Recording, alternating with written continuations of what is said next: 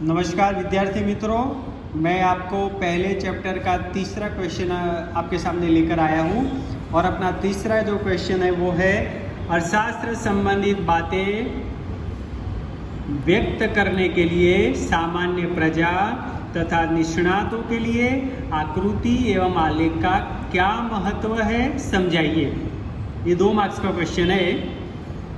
Question ये है अर्थशास्त्र संबंधित बातें व्यक्त करने के लिए, व्यक्त यानी प्रस्तुत, व्यक्त करने के लिए सामान्य प्रजा तथा निष्णातों के लिए आकृति एवं आलेख का क्या महत्व है, समझाइए।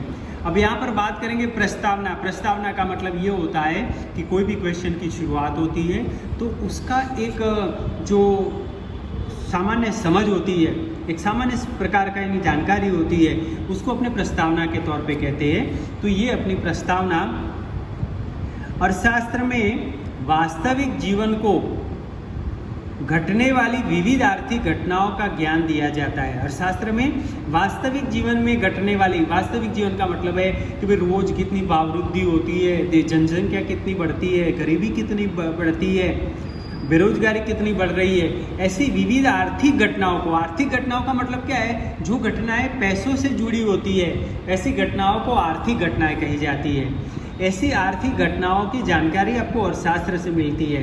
11th में आप बुक पढ़ चुके हो, इकोनॉमिक्स की 12वीं की बुक भी आपके पास आ गई है, तो आपको देखना तो उस बुक में सारे जो चैप्टर होंगे वो आर्थिक संबंधी होती है। आर्थिक यानी कि पैसों से लेकर ही होते हैं, चाहे वो गरीबी हो, बेरोजगारी हो, भाववृद्धि हो, राष्ट्रीय आय हो, प्रति व्यक्ति आय हो, कृषि क्षेत्र हो, औद्योगिक क्षेत्र हो, ये तमाम किसके साथ जुड़े हुए हैं, पैसों से जुड़े हुए हैं। तो ऐसी जो वास्तविक जीवन में घटने वाली जो पैसों से संबंधित आर्थिक घटनाओं का जो ज्ञान है वो अर्थशास्त्र से मिलता है और उसका विश्लेषण भी किया जाता है। खाली जानकारी नहीं दी जाती है, विश्लेषण भी होता है। विश्लेषण का मतलब ये होता है कि कोई भी चीज़ को विस्तृत रूप से प्रस्तुत करना। जैसे कोई भारत में इतनी गरीबी है तो वो गरीबी गुजरात में कितनी है, पंजाब में कितनी है, राजस्थान में कितनी है, गरीबी कौन से क्षेत्र में ज़्यादा है, कौन से क्षेत्र में कम है। तो ये जो तमाम जो जानकारी है वो तमाम जानकारी विश्लेषण करके आंकड़ों में बताई जाती है, आकृति बनाकर दी जाती है। खाली बोल नहीं दिया जाता है, सिर्फ बोल दिया जाए तो वो जानकारी है, लेकिन अगर उसका विस्तृत रूप से विश्लेषण यानी विस्तृत रूप से बताया जाता है तो अर्थशास्त्र में देखने को मिलता है। अर्थशास्त्र में सरकार, बैंक एवं अंतर्राष्ट्रीय संस्थाओं के द्वारा दी गई जानकारी एवं आंकड़ों को विश्लेषण करता है। अर्थशास्त्र की बुक में आप देखना, जैसे 12वीं की बुक में देखोगे तो सरकार ने जो आंकड़े दिए हैं, बैंकों ने जो आंकड़े दिए हैं, जो अंतर्राष्ट्रीय संस्थाएं जैसे WHO है, ये सब WTO है, इन्होंने जो आंकड़ा की जानकारी दी है वो जानकारी और उसका विश्लेषण आपको अर्थशास्त्र में देखने को मिलता है। लेकिन जब विशेषज्ञों द्वारा आर्थिक घटनाओं का एवं उनके विश्लेषणों की चर्चा की जाती है तब सामान्य मुख्य बातें अर्थतंत्र में हुए परिवर्तन चित्र के द्वारा दर्शाए जाए तो सामान्य प्रजा का ज्ञान भी आकर्षित होगा और ऐसे विश्लेषणों के लिए 2 प्रकार के चित्र बनाया जाता है। जैसे कोई बड़े विशेषज्ञ है और वो विशेषज्ञ अगर कोई बैंकों के बारे में अथवा तो भाववृद्धि के बारे में अथवा रेपो रेट के बारे में, रिवर्स रेपो रेट के बारे में, RBI के बारे में अगर ऐसी कोई जानकारी देते हैं कोई विशेषज्ञ निष्णात व्यक्ति, तो सामान्य लोगों को वो चीज़ समझ में नहीं आती है। लेकिन अगर ये जानकारी अगर कोई चित्र के रूप में प्रस्तुत की जाए तो वो जानकारी बहुत इजी तरीके से समझ में आती है। जैसे कोई स्तंभ आलेख बनाया जाए, वृत्तांश आलेख बनाया जाए, पास की आकृति बनाई जाए, विभाजित स्तंभाकृति बनाई जाए और फिर समझाया जाए तो वो चीज़ आपको बहुत इजी तरीके से, सरलता से समझ में आएगी। तो यहाँ पर अपना छोटा क्वेश्चन बनता है कि चित्र अर्थशास्त्र में कौन से 2 प्रकार के चित्र बनाए जाते हैं। तो 2 चित्र में एक है आकृति और दूसरा है वो है आलेख। आकृति और आलेख का मीनिंग तो आप समझते हो। जो वृत्तांश है वो आकृति है, स्तंभ आलेख है, पास का आलेख है, विभाजित स्तंभ आलेख है, वो सब आलेख है। आकृति यानी कोई चित्र होता है इस प्रकार का, तो ये चित्र है, समझ में आया। तो यहाँ पर एक सामान्य बात है कि अगर कोई भी चीज़ को शब्दों में अगर आंकड़ों में बताया जाए तो वो जल्दी से समझ में नहीं आता है, पर अगर उसको आलेख और आकृति में बनाया जाए तो बहुत इजी तरीके से सरलता से समझ में आ जाता है। अब इसमें दो प्रकार के चित्र हैं, वो आपको मैंने बताया, एक है आकृति और दूसरा है आलेख। अब देखिए कि भाई आकृति तो कार्यकरण का संबंध रखने वाले चलों के बीच के संबंध को रेखांकित किए जाने पर जो चित्र बनता है उसे कहते हैं आकृति। ये आकृति की परिभाषा है, वो एग्जाम में आती है, परिभाषा लिखिए। तो कार्यकरण का संबंध का मतलब है किसी एक वस्तु को दूसरी वस्तु के साथ जो संबंध होता है वो रेखा रखने वाले चल के बीच।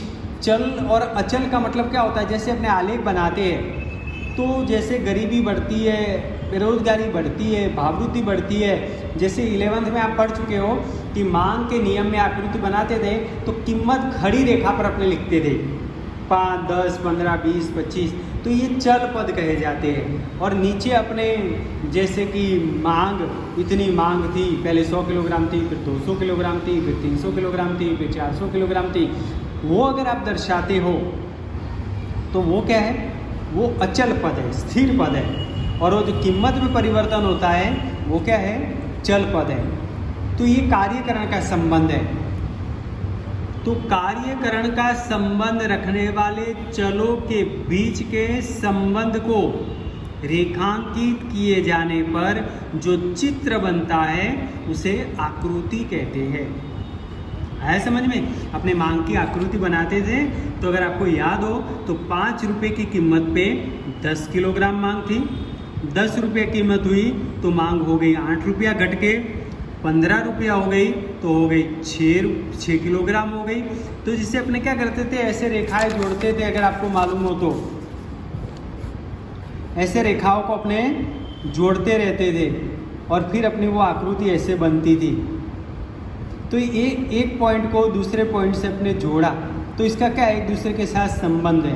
तो ये क्या संबंध है, कार्यकरण का संबंध। ये कार्यकरण के संबंधों को रखने वाले चलों के बीच यानी एक दूसरे के बीच जो संबंधों को रेखांकित किए जाने पर जो चित्र बनता है उसे आकृति कहते हैं। समझ में आया हो तो एक बार मैं फिर से बोलता हूँ। कार्यकरण का संबंध है कि जैसे कि भाई 5 रुपये की कीमत पर 10 किलोग्राम मांग थी, 5 रुपये की कीमत पर 10 किलोग्राम मांग थी, इतना तो समझ आया आपको। अब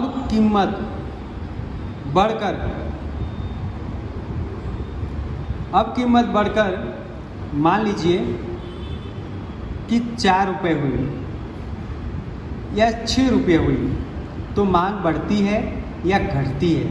अब ये जो अलग अलग समय पे अलग अलग जो कीमतें बढ़ी घटी उसको हम फिर रेखांकित करते हैं, एक ग्राफ तैयार करते हैं और ये जो पॉइंटों को हम जोड़ते हैं उसी को कहते हैं आकृति।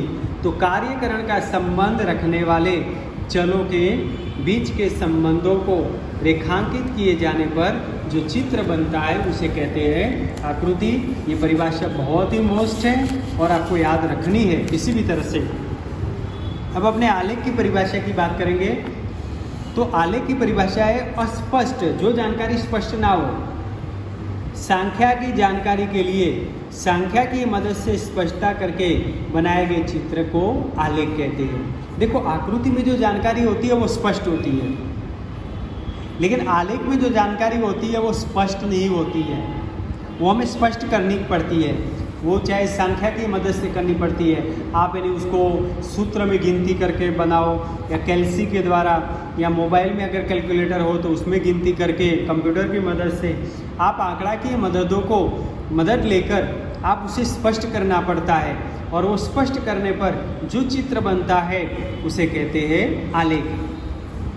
अब जैसे मैं उदाहरण आपको बताऊं सामान्य कि भाई भारत में 10 वर्ष में, मान लीजिए मैं खाली एग्जांपल बता रहा हूँ कि भाई 10 वर्ष के अंदर भारत की जनसंख्या में 10 करोड़ की वृद्धि हुई।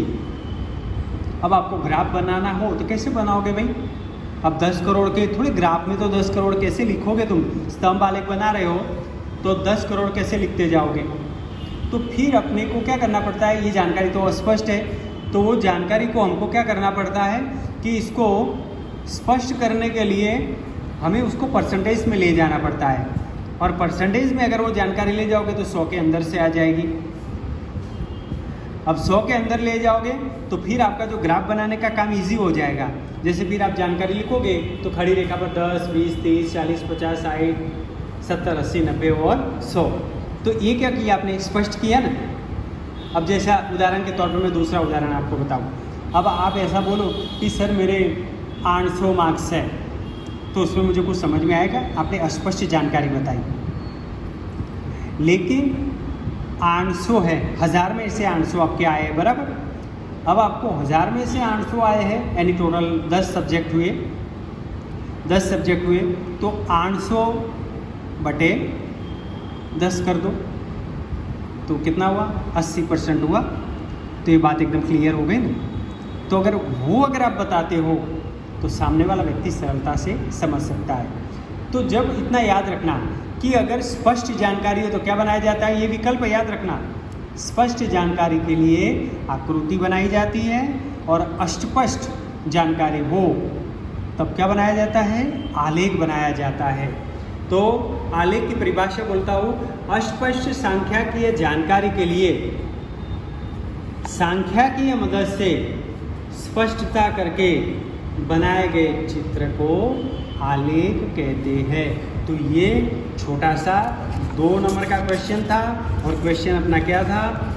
अर्थशास्त्र में संबंधित बातों को व्यक्त करने के लिए सामान्य प्रजा तथा निष्णातों के लिए आकृति एवं आलेख का महत्व समझाइए।